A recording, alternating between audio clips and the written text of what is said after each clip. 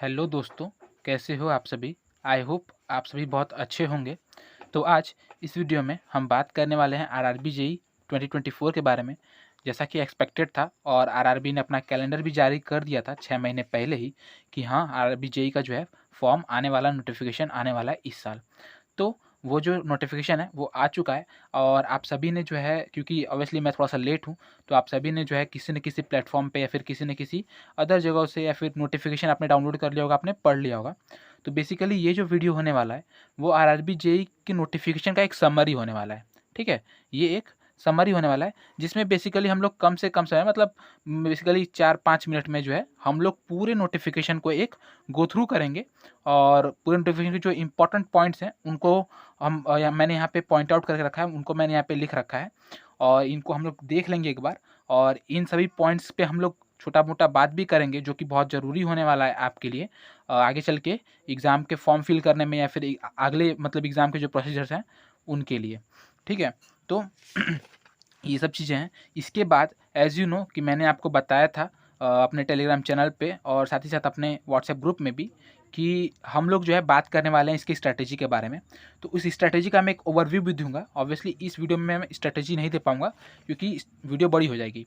But still मैं एक overview दे दूँगा और उसके बाद जो है आप कह सकते हैं कि ये वीडियो 2 पार्ट में आने वाली है आरआरबी जेईई पे।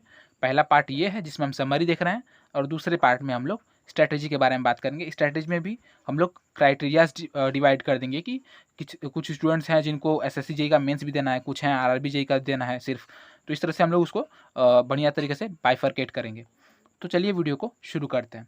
सबसे पहले हम लोग बात करते हैं, तो as you know opening date जो है वो है आपका 30 जुलाई, ठीक है? यानी कि 30 जुलाई से जो है आपका फॉर्म फिलअप होना शुरू हो जाएगा और लास्ट डेट है आपका 29 ऑफ अगस्त, ठीक है? यानी कि 29 अगस्त तक आप भर सकते हो। बेसिकली आपको पूरे 1 मंथ का टाइम दिया जा रहा है, 30 डेज़ का लगभग टाइम दिया जा रहा है। आपको जो है इस पीरियड में अपने एग्ज़ाम को फॉर्म फिल कर देना है और कोशिश करना है कि कुछ पहले ही करें, ठीक है? और बाद में ना इंतज़ार करें क्योंकि आगे चल के सर्वर के लिए थोड़ा-सा दिक्कत होता है, हम सभी को पता है। तो वो ऐसा कंडीशन ना आए आपके साथ, इसमें हमको ध्यान देना है। बात करें तो post junior engineer, depot material superintendent और केमिकल असिस्टेंट का है। टोटल पोस्ट के नंबर जो है वो 7934 है, यानी कि लगभग 8000 आप कह सकते हैं। लेवल 6 होने वाला है पे।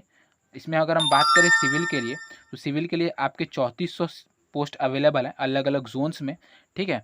4000 मैकेनिकल के लिए और 4600 इलेक्ट्रिकल के लिए। आप सोच रहे हैं कि ये जोड़ के ही आप जब इसको काउंट करोगे तो आपको दिखेगा कि मैकेनिकल, इलेक्ट्रिकल ये 8000 हिल जा रहा है, 8000 से ऊपर चला जा रहा है ना?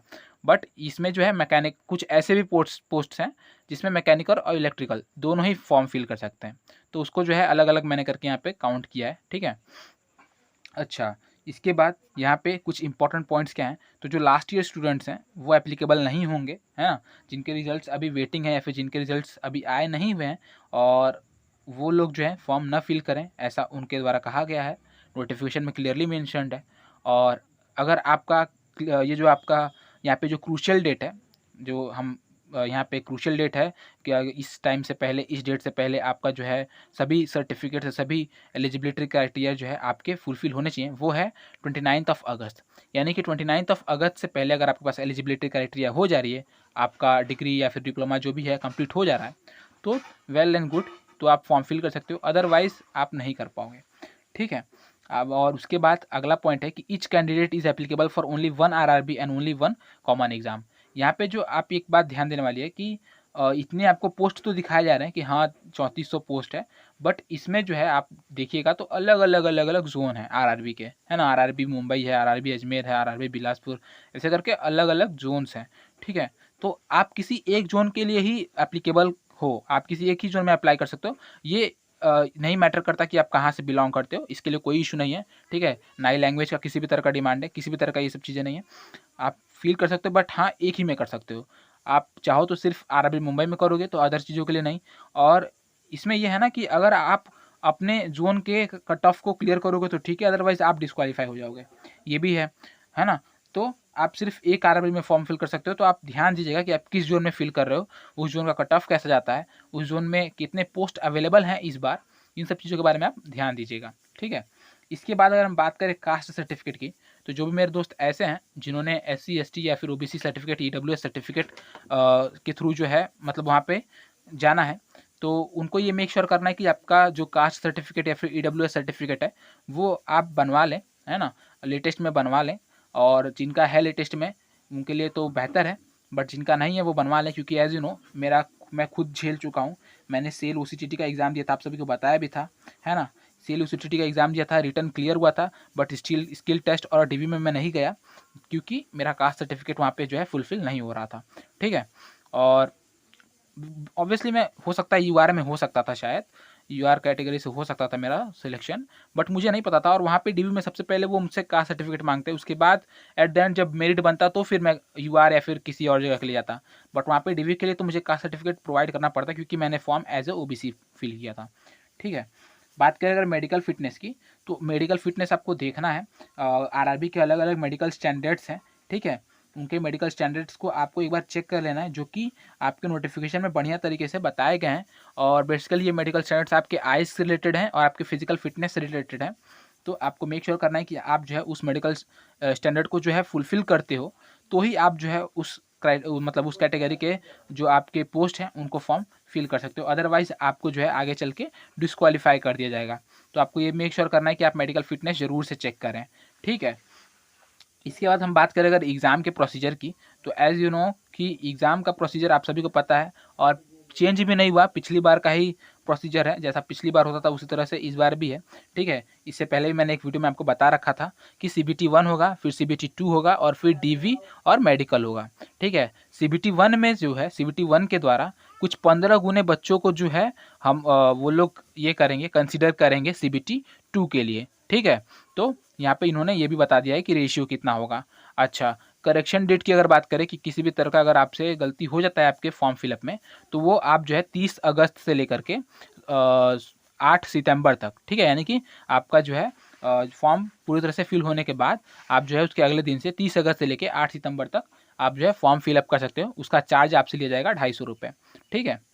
एग्ज़ाम फ़ी की बात करें तो एग्ज़ाम फ़ी इन्होंने ठीक रखा है, 500 रुपये रखा है UR OBC के लिए, जिसमें से आपका 400 रिफंड हो जाएगा आफ्टर अपीयरिंग इन CBT 1। अपीयर होंगे तो ही हो जाएगा, ठीक है।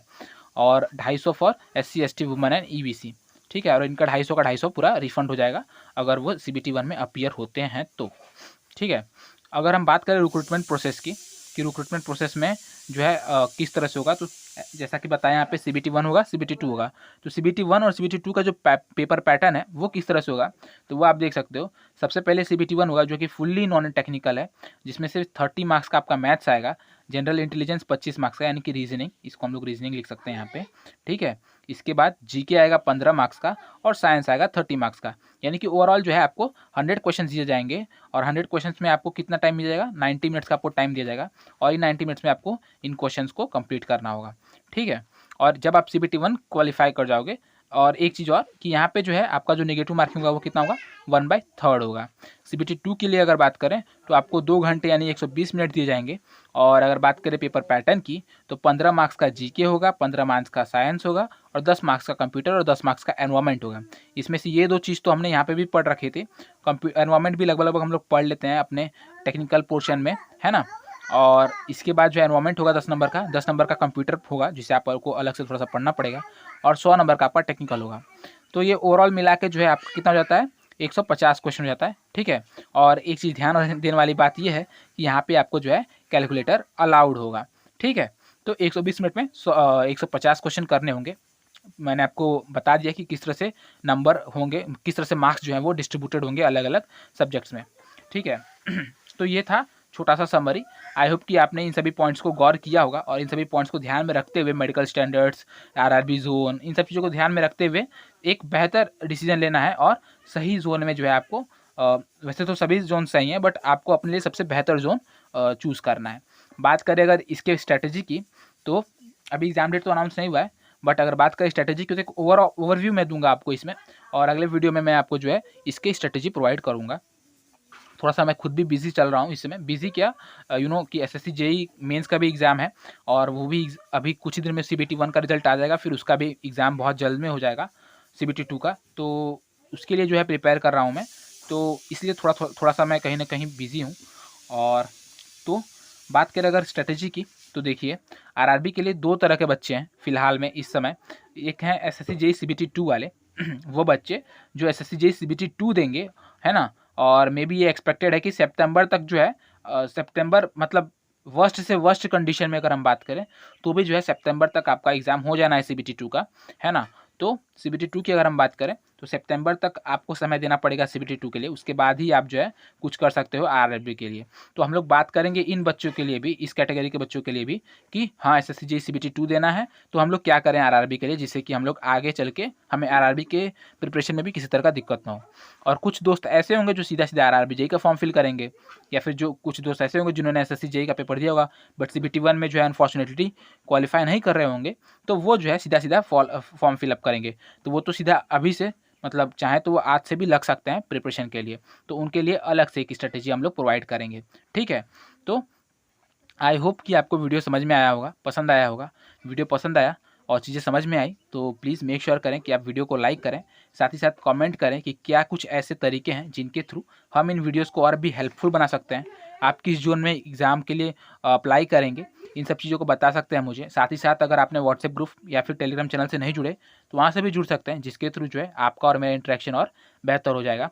और जो भी मेरे दोस्त ऐसे हैं जो अभी तक इस चैनल को सब्सक्राइब नहीं किए हैं तो वो चैनल को भी सब्सक्राइब कर लें, जिससे कि वो और हम दोनों ही मिलकर जो है अपने इस प्रिपरेशन की जर्नी को एक रिजल्ट तक पहुंचा सकें, एक बेहतर एंड दे सकें। ठीक है, तो ये था आज की वीडियो में। Keep watching, keep learning, thank you.